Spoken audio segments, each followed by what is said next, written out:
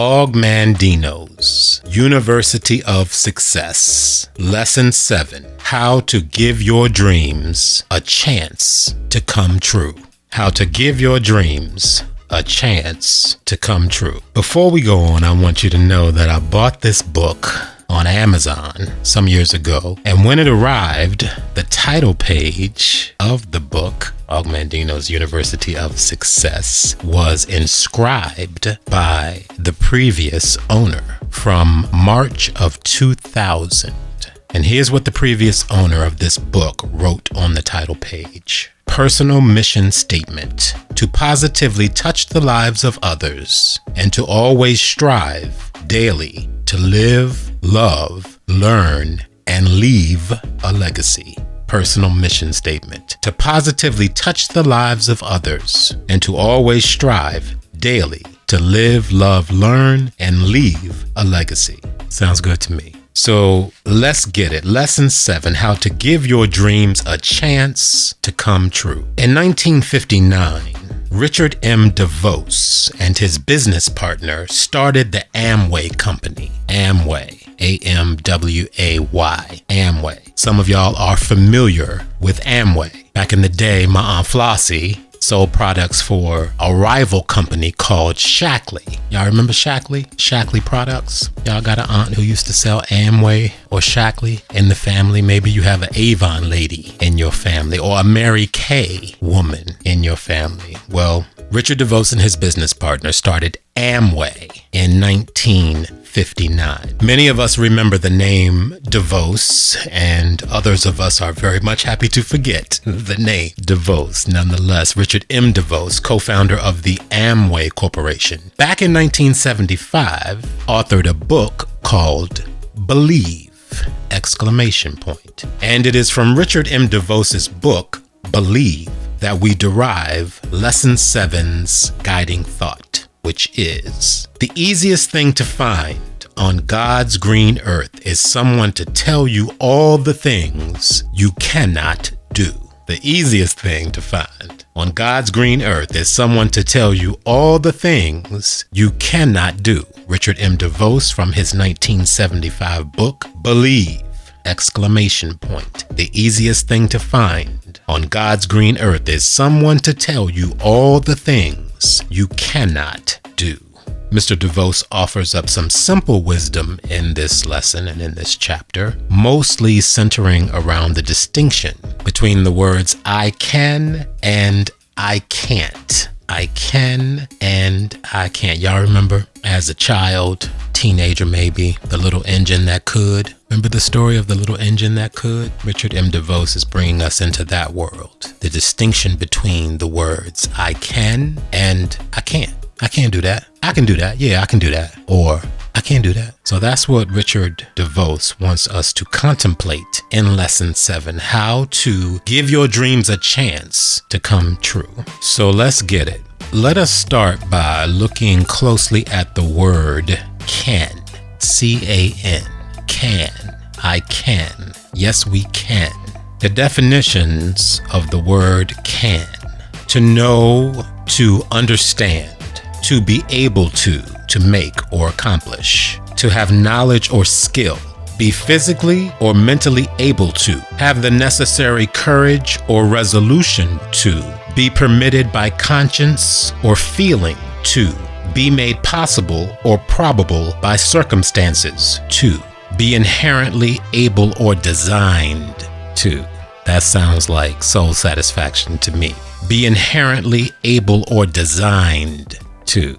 The word can. To be inherently able or designed to. So let's get into it. Richard M. DeVos, Lesson 7, how to give your dreams a chance to come true. Page 66. I can. It is a powerful sentence. I can. I do have a firm conviction that almost anyone can do whatever he really believes he can do. Page 67, he talks about the value of determined, confident effort. He writes, I look back at the 40-odd years of my life. So Richard M. DeVos was in his mid-40s when he wrote this book, or at least when he wrote these words. I look back at the 40-odd years of my life And it seems that more than any other single lesson, my experiences have conspired to teach me the value of determined, confident effort.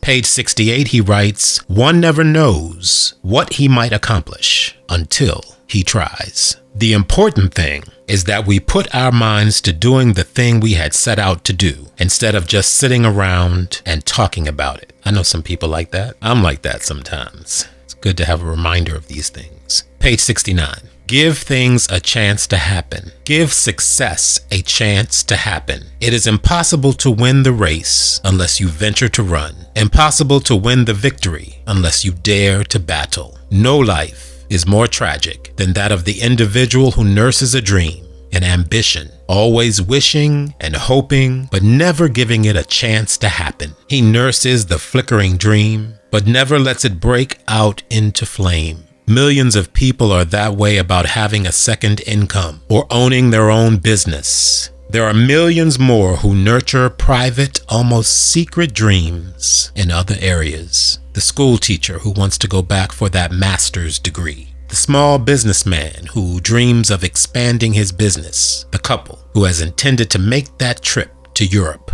The housewife whose ambition is to write short stories for the freelance market. The list could go on and on. People dreaming, but never daring, never willing to say, "I can," never trusting their dreams to the real world of action and effort. People, in short, who are so afraid of failure that they fail. For the individual in that position, there is only one thing left after all the arguments are weighed and all the costs measured. Do it. Try it. Quit talking about it and do it. How will you ever know if you can paint that picture, run that business, sell that vacuum cleaner, earn that degree, hold that office, make that speech, win that game, marry that girl, write that book, bake that souffle, build that house, unless you try it? Page 71.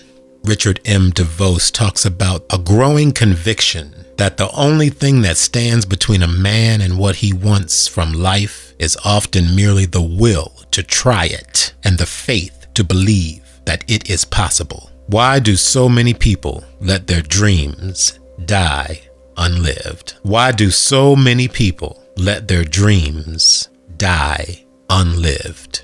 The biggest reason, I suppose, is the negative, cynical attitudes of other people. Those other people are not enemies. They are friends, even family members. Our enemies never bother us greatly. We can usually handle them with little trouble. But our friends, if they are naysayers, constantly punching holes in our dreams with a cynical smile here, a put down there, a constant stream of negative vibrations, our friends can kill us.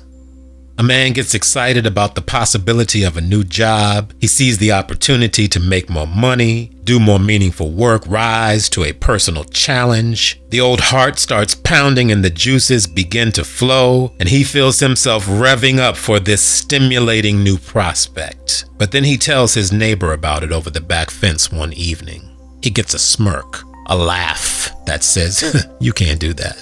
A foot-long list of all the problems and obstacles and 50 reasons why he never will make it and is better off to stay where he is.